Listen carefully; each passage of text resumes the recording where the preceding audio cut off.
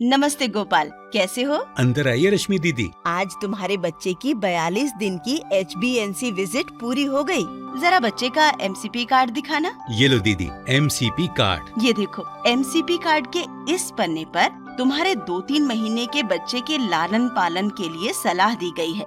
इस पर जरूर ध्यान दें। इस हरे रंग के खाने में तुम्हें देखकर ये भरना है कि तुम्हारा बच्चा इन चीजों को कर रहा है या नहीं। अपनी अगली विजिट पर जब मैं आऊंगी तो इन्हीं चीजों को जांच करके मैं यहाँ भर दूंगी। सबसे जरूरी बात, ये जो लाल हिस्सा है ना, इसमें खतरों के लक्षण दिखाए गए हैं। अगर आपको इनमें से कोई भी लक्षण दिखे तो मुझे या ANM बहन जी को तुरंत बताना। जी दीदी।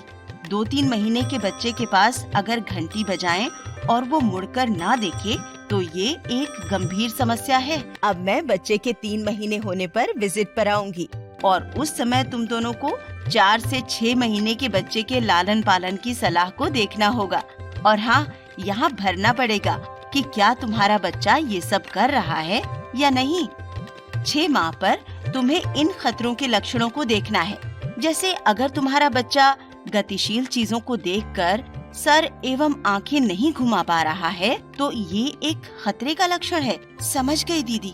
इसी तरह से तुम्हें 7 से 9 महीने पर लालन पालन की सलाह और 9 महीने पर ये खतरों के लक्षण, 10 से 12 महीने पर लालन पालन की सलाह और 12 महीने पर ये खतरों के लक्षण पर नजर रखनी है। हमें बच्चे के लिए MCP कार्ड में 15 महीने की उम्र तक निगरानी रखकर जानकारी दर्ज करनी है। अंदर आइए रश्मि दीदी। मीना, तुम और बच्चा ठीक तो हो? बिल्कुल ठीक है दीदी। पिछली बार मैंने 12वें महीने में HbYC का दौरा किया था। आज 15वें महीने में आज मेरी आखिरी मुलाकात है, क्योंकि ये मेरी आखिरी गृह भेंट है। अब से लेकर 3 साल तक की उम्र तक तुम्हें खुद अपने बच्चे की प्रोग्रेस को ट्रैक करके MCP कार्ड में दर्ज करनी है। जी दीदी।